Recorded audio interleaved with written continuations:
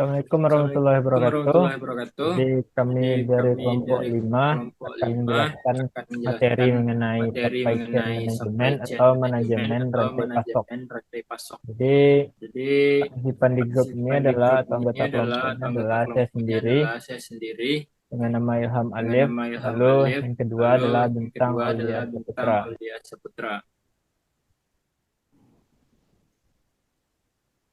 Jadi supply Jadi chain supply chain management management atau supply atau chain supply adalah chain suatu adalah mekanisme satu yang mekanisme menghubungkan yang pelanggan menghubungkan dan pelanggan pemasok yang dan bekerja pemasok sama, yang bekerja namun sama, dalam namun kepentingan dalam terbaik mereka kepentingan terbaik sendiri-sendiri mereka dengan cara sendiri-sendiri membeli, dengan cara membeli, mengubah, mengubah, mendistribusikan, dan menjual mendistribusikan, barang dan dan menjual jasa di barang antara dan mereka jasa di sendiri, antara mereka sendiri, sehingga sehingga mengakibatkan terciptanya mengakibatkan produk akhir terciptanya produk tertentu, akhir merupakan tertentu, pengertian dari merupakan supply pengertian chain. dari supply chain. Supply chain Supply terdiri chain dari beberapa terdiri dari tahapan beberapa antara tahapan lain bahan antara baku lain atau bahan raw baku atau material raw dan material komponen dan pemasok, komponen pemasok, produsen, produsen, distributor, dan distributor, pelanggan. dan pelanggan.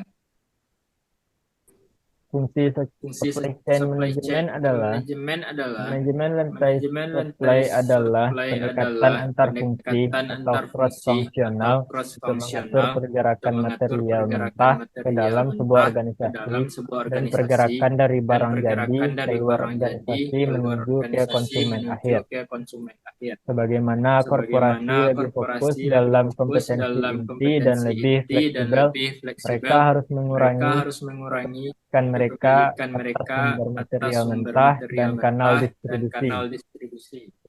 Fungsi ini meningkat Fungsi menjadi ini meningkat kekurangan menjadi sumber ke kekurangan sumber perusahaan ke lain yang perusahaan terlibat lain dalam yang terlibat memuaskan dalam permintaan memuaskan konsumen, permintaan konsumen, sementara mengurangi sementara kontrol mengurangi manajemen kontrol dari manajemen logistik dari harian. logistik harian. Pengendalian lebih sedikit Pengendalian dan lebih partner sedikit rantai dan supply partner menuju rantai ke supply pembuatan menuju ke konsep pembuatan rantai konsep supply. rantai supply.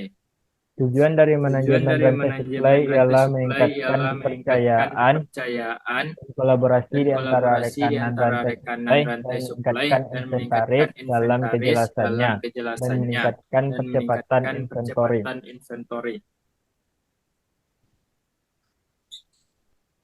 Tujuan utama dari Tujuan supply utama chain dari supply management chain adalah manajemen adalah mengkoordinasi penawaran mengkoordinasi atau supply penawaran atau dan supply permintaan dan demand permintaan secara demand efisien secara dan efektif efisien dalam dan efektif menghadapi dalam menghadapi masalah-masalah yang ada. masalah-masalah yang ada.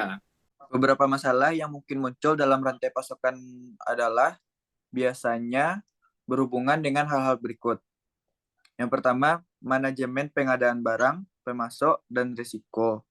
Yang kedua, pengelolaan hubungan dengan pelanggan. Yang ketiga, penentuan tingkat outsourcing.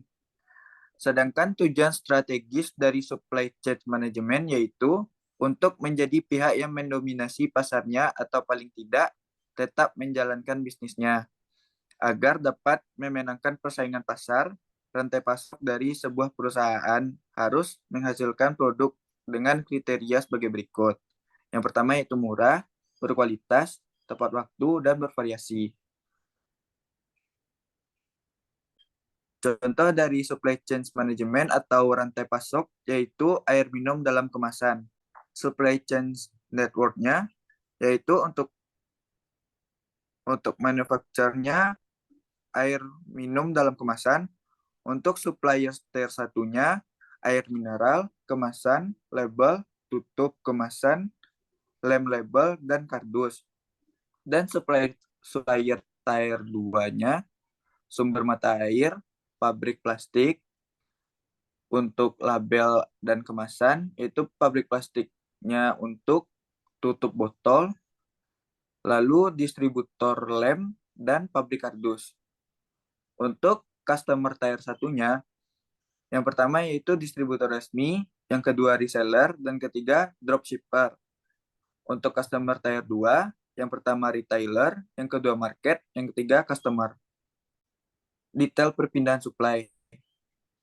Yang pertama, bahan baku air mineral. Air murni diambil dari mata air yang terdapat di gunung, yang telah dilakukan riset dan penelitian lanjut untuk memastikan air tersebut aman untuk dikonsumsi. Air dimasukkan ke dalam truk tangki dengan menggunakan pompa air. Lalu, truk tangki akan membawa air tersebut menuju pabrik untuk dilakukan sterilisasi dan hal lain yang diperlukan sebelum air dikemas. Yang kedua, plastik. Di pabrik ini, bahan baku pembuat plastik yang digunakan adalah resin. Plastik yang aman untuk dijadikan kemasan makanan. Plastik ini dibentuk untuk membuat kemasan air minum berupa gelas, botol, dan galon. Selain itu, pabrik plastik ini juga memproduksi label yang digunakan untuk memberikan ciri khas pada produk yang memesan label tersebut. Untuk pembuatan tutup botol dilakukan pada pabrik plastik yang berbeda, namun juga menggunakan bahan utama seperti pabrik satu. Setelah kemasan dan lain-lain jadi, komponen-komponen tersebut akan dikirimkan ke pabrik pembuatan air minum dalam kemasan dengan menggunakan box karena dipesan dalam jumlah yang besar.